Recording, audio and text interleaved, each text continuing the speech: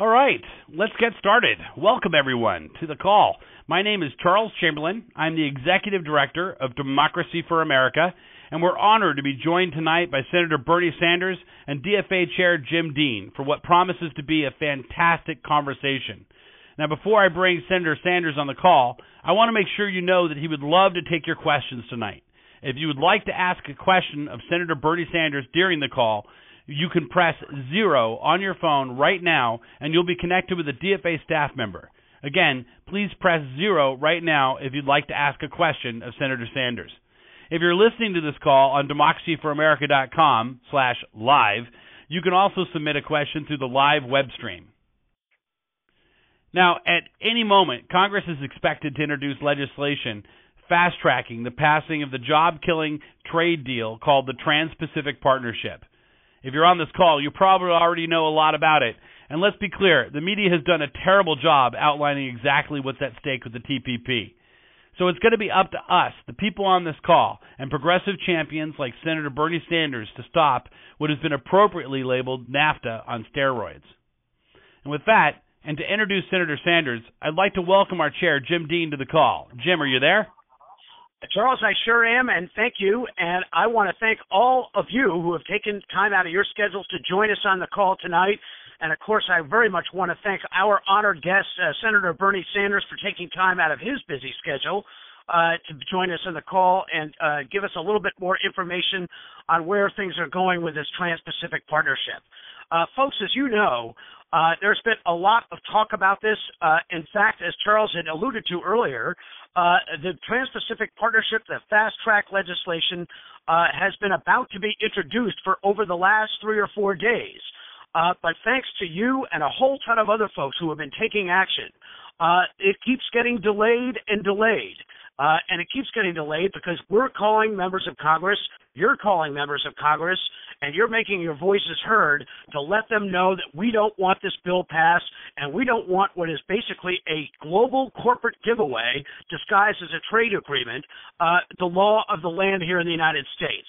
So I am very, very grateful to all of you. I have to give a shout-out to a lot of folks in my home state of Connecticut who have been doing a fantastic job lobbying Congressman Jim Himes and engaging him in a very high-level debate and giving him the kind of information that he needs to know about how many jobs are going to be lost, how many jobs have been lost in Connecticut because of NAFTA. This is a story that is being played out all across the country, and thanks to Doug Sutherland and a lot of DFA members and a whole coalition of environmental and labor groups, they have been on the congressmen, and they're going to be on them all the way till this vote. So this is the kind of battle that we have to fight, and if we do, we can win this battle, and we can beat back the big, huge sums of money that are being poured into Congress right now by big business to try to get this corporate giveaway passed. So this is a big deal. You know how important this is. And again, I'm very grateful for you for being on this call to join us with Senator Sanders. So it's going to take leadership from progressives in Congress, and there really is no better person to talk about that than the person who has led this battle all along, and that is Senator Bernie Sanders. We are very lucky to have Senator Sanders as a clear voice for American workers and American families. He is somebody who has been standing up against Wall Street for many, many years, and he is standing up to their effort to try to ram this bill through. So with that, I would like to thank you, Senator Sanders, for joining us and welcome you to the call. Thank you. Well, thank you very much, Jim. And Charles, thank you also. And for all of the DFA members, let me thank you so much for all the great work you are doing. You're one of my favorite organizations. Maybe it has something to do with the fact that you're located in Burlington, Vermont, but I think not. I think that year after year, you guys are doing exactly what has to be done. You're educating the American people, you're organizing the American people, and you're putting the pressure on members of Congress that has to be done. So thank you very much for what you're doing. Before we get to the TPP, which is an enormously important issue, let me just give you an overview of why the TPP is so important. Clearly, what is going on in America today is that for the last 40 years, what we have seen is the steady decline of the American middle class. Median family income is now from $5,000 $5,000 less than it was in 1999. The wages for median male workers and female workers significantly less than it used to be. And all of that, despite a huge increase in technology and productivity. Now, there are a number of reasons why the middle class is declining, why we have more people living in poverty today than almost any time in the modern history of this country. And there are a lot of reasons why the rich are getting much richer and why we have such a grotesque level of income and wealth inequality, such that today 99% of all middle income is going to the top 1%. There are many reasons, but at the center of those reasons, I happen to believe, is our disastrous trade policy. Now, what happened way back when, in the early 1990s, when we had NAFTA, we were told that the North American Free Trade Agreement was going to be a wonderful idea. It was going to create all kinds of jobs in America. Well, it didn't. It led to substantial job loss. And then we were told that permanent normal trade relations with China, well, that was going to be a real winner. Think of that Chinese walking out there, all the jobs that we are going to create doing that agreement. Well, in fact, we have lost billions of decent-paying jobs. The truth of the matter is that since 2001, we have lost in this country 60,000 factories and millions of good-paying jobs. Not all of those losses can be attributed to trade, but a lot of them can be. And the bottom line here is not very complicated. If you are a large manufacturer or a small manufacturer, would you rather pay an American worker $20, $25 an hour, provide health care, have to deal with environmental legislation, maybe deal with a union, or would you rather go to a country like China or Vietnam where you can hire people for very low wages, you don't have to worry about unions, you don't have to worry about environmental protection? And the answer is corporations wanted to go abroad, and that is what they have done. Major corporation after major corporations downsized in America, built new plants all over the world, costing us millions of good-paying jobs. That's issue number one. Issue number two is not just the loss of jobs. It is the race through the bottle. Interestingly, a year or 2 years ago, General Electric expanded manufacturing in Lexington, Kentucky. And somebody asked the guy there, they said, well, why are you expanding? And he said, well, in many ways, America is now becoming competitive with the rest of the world's economy. In other words, they are starting off people at half the wages in manufacturing that they used to pay. Benefits are worse. And if you look at transportation costs and everything else, it begins to make sense to the business in America because we are in the middle of this race to the bottom. And that's what they wanted to do, make American workers competitive with Chinese workers. In Vietnam, which is part of the Tpp, the minimum wage is 56 cents an hour. I was in Vietnam a few years ago. People are very nice people. They're very hard-working people. Our workers should not be asked to compete against people who make 56 cents an hour. So it's one thing if we didn't know the history of trade policy in this country and what's happened to the American working class. We do know. NAFTA has been a failure. NAFTA has been a failure. Permanent normal trade relations with China has been a failure. So it makes zero sense, in my view, to continue a failed policy by expanding trade to 11 other countries and, in fact, creating the largest trade agreement in the history of the United States of America. So I am going to do everything that I can to defeat this agreement. Needless to say, as Jim was just mentioning, huge amounts of money are coming in from Wall Street and corporate America to pass it. We're trying to see if we can find some Republican support. The Democrats in the House are overwhelmingly opposed to it. We're seeing how much the president is putting pressure on some of them. Most of the Democrats in the Senate are against it, are for it. We're seeing if we can find some Republicans. But we are working as hard as we can to defeat this proposal. Now, before we take questions, let me just say at this point, this is not just a trade agreement. There are other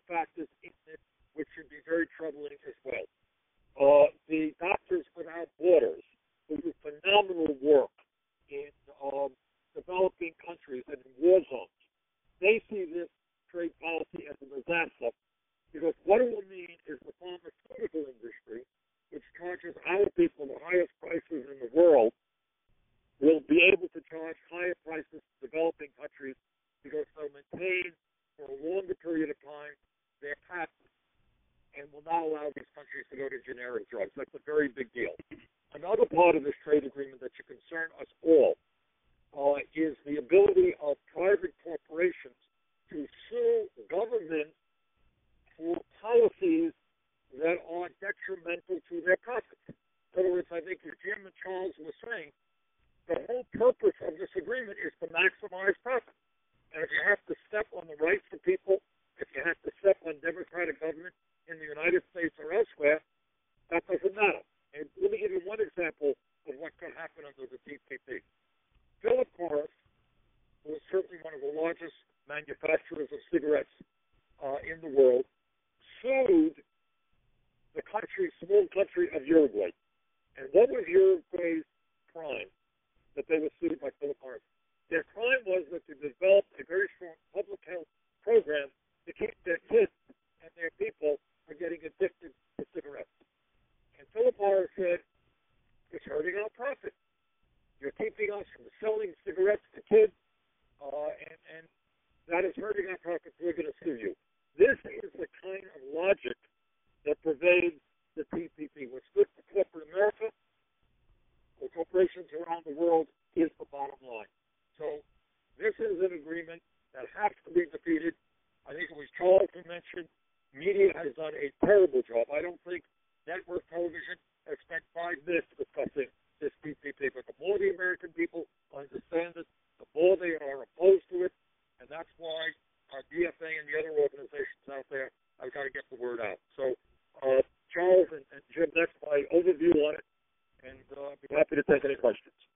Fantastic. Thank you, Senator. And I want to thank you so much for joining DFA members on this call, especially because I understand that you're on the road right now on your way to go to the Rachel Maddow show tonight at 9 p.m. Eastern, immediately after this call, which is why for those of you on this call that are having a little trouble hearing Senator Sanders, he's doing the best he can from his cell phone in his car. And I want to thank you very much, Senator, for taking the time out to be here. Thank you very much, Charles. Excellent. Well, with that in mind, let's get started with some of the questions. I think the hottest question of the hour is, do you think that the fast track bill has the votes to pass the Senate now, or do we, where are we at? It hasn't been dropped yet, and some people are saying that the reason it hasn't been dropped is because they don't have the votes. That sounds like good news to me. What do you know from your position? Well, I'm not sure that that's 100% accurate. There are a number of members who are not making it clear where they are. Some are making it clear, saying they're for it. Many of us are against it. Others are holding back. Generally speaking, I think when people say they don't know, when members say they're not sure how they're voting, they're probably going to end up voting for it. But what I can tell you, which is good news, is that a lot of members are feeling the heat. They're feeling the heat from DFA and from the other organizations. And the members are beginning to see that the American people are catching on. So keep the heat on. Now, whether we can beat it in the Senate or not, I don't know. I think we have a better shot, frankly, in the House, where, to the best of my knowledge, the overwhelming majority of Democrats are against it. We're trying to get some of the Tea Party Republicans who, if they were consistent with their own damn philosophy, would be voting against this as well. How many of them have the courage to stand up to the moneyed interest remains to be seen. Yeah, that's a really great point, and I think it's interesting. You may not know that we did this, but Democracy for America last week we polled in the state of Iowa to find out in Ohio, to find out what people thought about the deal. And we found that, it's not just Democrats and independents that are against this deal, but 70% of Republicans oppose it too. And in fact, 71% of Republicans said they're less likely to vote to re-elect Republican Rob Portman to the Senate in 2016 if he votes for it. So do you think that any of these Republican senators are going to have the guts to vote against this bill? Well, Charles, frankly, I am not surprised. My experience has been that many conservative Republicans in in many ways consistent with their ideology, are against this thing and should be against it. But given what is so crazy about it is that you may have an overwhelming majority of Republicans for a variety of reasons who oppose the TPP, and yet because of the power of the moneyed interest in Washington, the Wall Street people who will benefit significantly as a result of the TPP, the drug companies and the other groups, we will see how many Republicans in the Congress are prepared to stand up for them. Mm-hmm. Yeah, I mean, I would hope that it's not even just Rob Portman that has to worry about Ohio. You've got the senators on the Republican side that have already announced that they're running for president. I mean, Ted Cruz, Mark Rubio, Rand Paul, they're all going to be on the wrong side of this if they vote the wrong way. Do you think? Do you think there's any chance? Right. They are, but here's the point: the only way they pay a price, and the only way that any member pays the price, is when people are educated and people are organized. And I do believe, the media, as you said, has done an awful job for obvious reasons. I mean, if you look at the editorials of the major newspapers from NAFTA, I remember when we were involved in NAFTA, we went down the top 25 newspapers in America. And if you can believe it, this is true.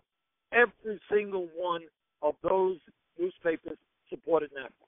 Can you believe that? And it hasn't changed much. So what we have got to do is to rally the American people and educate them and put pressure on vulnerable members, because when people in a district or a state know what's going on, they can impact their members. That's excellent advice, and I think one of the things that we're doing to help make that possible is our partnership with you. We have a petition that we'll be delivering. We've got over 55,000 people signed on to it. We've had over 100,000 DFA members take action in our campaign to stop the Trans-Pacific Partnership, and we're definitely got your back, Senator Sanders, to try to beat this. With that in mind, that's exactly what we should be doing. Keep the phone calls coming. Keep the emails coming. Put pressure on Congress. Excellent, excellent. Well, speaking of putting pressure on people, we asked our members, for questions that we should be asking you. And one of the most common questions, I think won't surprise you, is a question that's directed right at you to pressure you. That is, are you going to run for president? They want you to run, and we'd like to know. I know in January when we asked you this question, you said that you were thinking about it. Have you come to a decision? How soon do you think we need to wait before we hear your answer? Well, let me be very honest with my friends at DFA and not try to be coy here. At a time when the middle class is disappearing and we have so much income and wealth inequality, at a time when the scientists tell us that we have to be bold in dealing with climate change, at a time when real unemployment is at 11% and we need to create millions of jobs, we need to raise the minimum wage to a living wage, at a time when we have to overturn this horrendous Citizens United and move the public funding of elections, all of those issues and many more are out there. And they're all, I know, important to members of DFA and to millions of Americans and to me. And this is where I'm at. I'm going to make a decision very, very short, in a very short period of time. But what I am weighing is to be very honest with you, Charles, are two or three factors. As a result of the obscene kind of campaign finance law that we have right now, you're going to have candidates spending not the $1 billion that Obama and Mitt Romney spent last time, maybe $2 billion, if you can believe it. You're going to have all of these super PACs, the Koch brothers, and all these people spending unbelievable sums of money. So what I have to ask myself, and we're trying to ascertain right now, is can we raise, I don't need to raise $1 billion, but to run a credible campaign, and I will not run unless I run a credible campaign. Because it's not just my ego that it's all the views that all of us share. If I run a bad campaign, then our opponents say, see, nobody cares about single-payer health care. Nobody cares about the TPP. Nobody cares about poverty. Nobody cares about climate change. Look at Sanders. His campaign never got off the ground. So it's not about me. It's about running a campaign with the support of the American people who feel strongly about these issues. It has to be done well. So I have to ascertain whether we can raise, the kind of money that we need. Number two, Do we have, and let me throw this out, if people want to comment on it, email Charles right now. Are people prepared to get actively involved in this campaign? This is a tough campaign. If I run, we're taking on the billionaire class. We're taking on the most powerful people in the country and in the world. We're taking on the Koch brothers. We're taking on Wall Street. We're taking on the insurance companies, the drug companies, the military-industrial complex. These people have unbelievable power. But I think at this moment in history, if we're going to go forward, you got to do that. But I can't do that unless I know that A, we have money, and B, maybe more importantly, we have a political infrastructure of people who are prepared to really roll up their sleeves and go door to door. You can get outspent by a lot, but if you have people knocking on doors, educating fellow Americans, we can do well. And the third issue, which is also very difficult, is the media, in terms of covering campaigns, is very, very bad. They're not interested in issues. They're interested in gossip. They're interested in looking at politics as a game, as an entertainment show, rather than allowing us to debate the serious issues. That's a real impediment. So those are the factors out there. But, Charles, if people want to tell you, and I'd love to hear from them, if they are serious, I don't mean just voting. I mean, are they really prepared to get involved in a real campaign and work hard? I think I can speak for an awful lot of DFA members around the country when I say the answer is absolutely yes. In fact, in the chat room that we have going on the web page for the live stream of this call, I see that Janine Chalkin from Warwick, Rhode Island, in all caps, yes, we are. Sign me up, Bernie. I think that there's a lot of interest in seeing you run for president, Senator Sanders, and I think that every single person on this call is waiting for that moment to happen. So I hope you make that decision, and we're ready to fight alongside you to help make sure that the issues that you stand for, that we stand for together, are heard in this campaign and are spoken and talked out and fought over so that we get the best possible nominee in the end.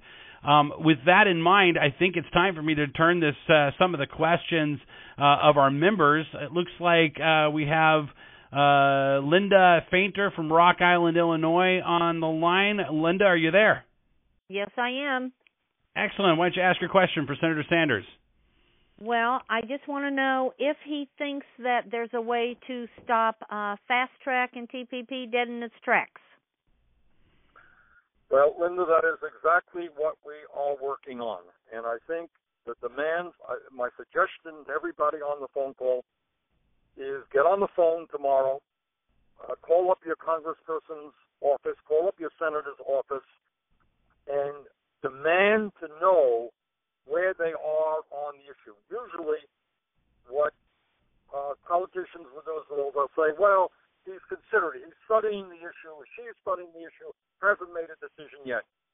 Tell them that's not good enough, that you are assuming that if they tell you that, they're going to vote for it. It is unacceptable, and put pressure on them.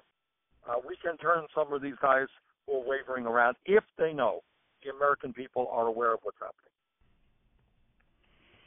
Excellent. I think let's go to a call that was pre-submitted by Jan Hammett in Drayton, South Carolina.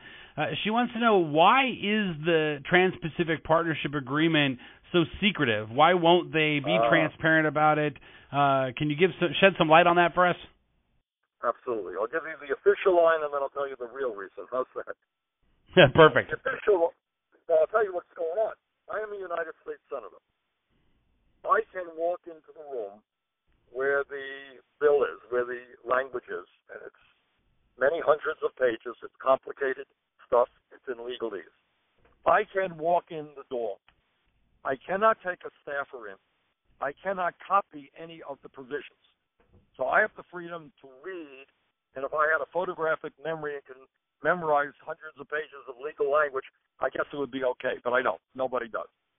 So they are keeping, and now they're saying, well, why is that? Why are they keeping it so secretive? And the answer is, I think once the American people fully know, and by the way, people around the world fully know what's in the document, the opposition will only grow. So they want to keep it secret.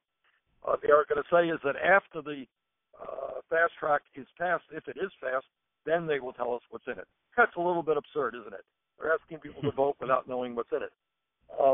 And I think that's the simple reason, that the more people know what's in it, what it means for jobs, what it means for our sovereignty in the sense of corporate power being able to override decisions made by local, state, and federal governments to protect our people, to make the bottom line of this agreement and world governance, if you like, the profits of large corporations, not the needs of people. The more people understand that, the less support for it, and the more that Wall Street and big money interests are on the run. So that's my view as to why it's so secretive. Yeah, it makes sense. It seems like it's one of the most cynical ways in which you can do legislation, that you keep the bill completely secret, and then you ask Congress to vote on giving the authority to pass it before they've even seen what's in the bill, make it so they can't change it once the decision, once the bill actually comes to the floor. It's like a double dose of a double dose of cynical politics. No, it is. And you're right. It is cynicism and anti-democracy at its worst. Keeping the people uninformed is horrendous. Yeah. If you'd like to ask a question of Senator Bernie Sanders during this call, you can press 0 on your phone, and you'll be connected with a DFA staff member. Again, you can press 0 right now if you'd like to ask a question, or if you're listening to this call on democracyforamerica.com, you can also submit a question through the live web stream. Let's take another call. We've got Bob Sims on the phone from Connecticut. Bob, are you on the line? Yes, I am. Excellent. Bob, you want to ask your question? Thank you for taking my call. Senator Sanders, I'm curious about what other countries might think about the TPP, and I imagine there are more than two trains of thought on it, those part of it and those not part of it, but I'm curious about this. Well, it's a 12-nation agreement, including a number of Asian countries, the largest being Vietnam. And I suspect if you are in Vietnam, it's probably in some respects a good agreement for you, in some respects. And I think what that will mean, it will facilitate the ability for American companies to set up shop in Vietnam, of which many already do, and get their products back into the United States a little bit easier. That's kind of what it's about. But my guess is that there are many people in many of these countries who share our views that this is not a good agreement. For us, this is the issue. The issue is that there was once a time in America where most of what we consumed was manufactured in this country. And today that is less and less the case. I mentioned earlier 60,000 factories have been shut down. It seems to me our political demand on corporate America is the following. Every night they tell us on TV with all of their advertising how much they want us to buy their products. They have all these products they're selling us. Our demand has got to be, if you want us to buy your products, you better start manufacturing those products here in America and put American workers on the job. Senator Carolyn Craig from Norfolk, Virginia, really has a fantastic question. When you have President Obama doing such a good job in making the case for how income inequality is, one of the biggest issues of our time, how is it possible that he can be pushing for this initiative? And so her question is, what is Obama's explanation for pushing for this agreement? Carolyn, thank you for the question. And that's a very profound question in this sense. And as most of the listeners know, I'm not a Democrat. I'm not a Republican, obviously. I am an independent who caucuses with the Democrats. And what we have is a political system today in which, over the last 30, 40 years, the Republican Party has moved very far to the right and is controlled by the Koch brothers and other billionaires. Unfortunately, the Democratic Party has also become more conservative. Under FDR and Harry Truman, most people perceived that the Democratic Party was the party of the American working class. I think most people do not think that anymore. Many of them think, Democrats are far superior to the Republicans, and I share that thought. But very few people think that the Democrats are going to stand up and take on Wall Street, take on big money. And what you have seen, when you look at the trade agreement, it's very, very interesting. Because what this fast track is about is saying that you can't have that once fast track is passed, when the bill comes to the floor, it has to be dealt with in a certain period of time. It cannot be filibustered. It cannot have amendments. It's treated in a way that almost no other legislation is treated. Why is that? It's treated in that unique type of way because it is so important to the big money interests. And when big money interests talk, very often it is not only the leadership of the Republican Party which listens to them, it is the leadership of the Democratic Party as well. So Ronald Reagan, big fan of free trade. George W. Bush, George Herbert Walker Bush, big fan of free trade. Bill Clinton, big fan of free trade. We passed NAFTA under Clinton. George W. Bush, big fan of free trade. Barack Obama, a fan of big trade, of free trade. It is, the answer to Carolyn's question is, when the big money speaks, I am afraid that leadership in both political parties, with very few exceptions, listen. It's a sad state of affairs, but that is what I believe is taking place. This is one of the reasons why I love you, Senator Sanders. You speak truth to power. There's no question. I agree with you that the corrupting influence of money, and it's one of the number one reasons we need to get money out of politics. We've got to overturn Citizens United. We have to pass the constitutional amendment. I know you've done a lot of work in trying to get money out of politics, and I want to thank you, and I think I speak for an awful lot of DFA members when I say thank you so much for all that you've done on it. I think we should, I know that you have to get to the Rachel Maddow show for tonight at 9 o'clock, so I know we're running out of time, so let's try to wrap this up with a question from Dennis Page in Illinois. Dennis, are you on the line? Yes, I am. Excellent. Go ahead and ask your question. Okay, Bernie Sanders, I am so glad to be able to talk to you. I've been listening to you for quite a long time, and I'm very grateful to have this opportunity to ask you this question. My concern is something that you just pretty much encapsulated, which has to do with, are there any candidates out there that are supporting a fair trade approach to our particular economy? What you have mentioned, there are all these candidates, which is completely true regarding Democratic or Republican. But are there any candidates? And it seems to me you're strongly in favor of promoting a fair trade policies that would. Right, and there aren't many candidates out there right now that are saying that. That's why I'm so delighted that you're going to step into the plate, and because it's so important to address that with the current candidate. All the candidates, in fact, don't support in reality fair trade agreements. They support free trade, and it's quite evident, no matter what they say, that their record shows that they don't. And my concern is that that message needs to get out, and I really am grateful that you're deciding to run, and I am going to be campaigning for you. And I was hoping Elizabeth Warren would, but she stepped it out. You are the top dog, in my opinion, and so my question has to do with, it seems to me you are going to be moving in a direction of heightening the awareness about fair trade. That's a great question, Dennis. Thank you. It is. Dennis, thanks very much. And let me just say this, ironically. Earlier today in the morning, I was at a rally outside the Capitol organized by the United Steelworkers of America, one of our great unions. There are about 1,000 people there, mostly steelworkers, but other trade unionists. Elizabeth was there. She gave some great remarks. Sherrod Brown of Ohio was been a leader in opposition. The Fast Track was there. I was there. We had some Keith Ellison was there. You had the most progressive members of the Congress who were there. And I think, as Dennis said, it's important. I don't think any of us are against the concept of trade. Trade is a good thing.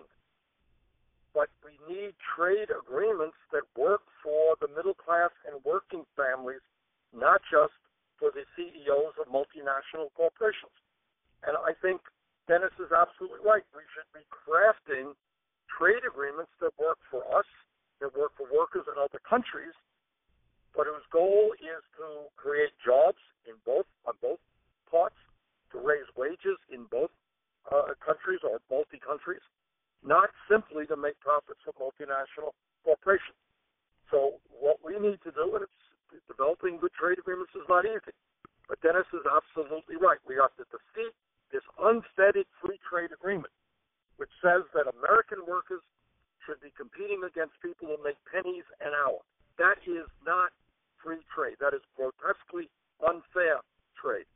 And we need fair trade agreements.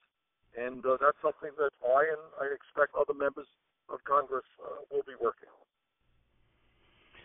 That's fantastic, and thanks for closing the call with that. I want to thank you, Senator. I know that you're about to go on to Rachel Maddow's show on MSNBC. It starts at 9 o'clock in just a few minutes, and I'm sure you're going to knock them dead, so I wish you the absolute best of luck on that.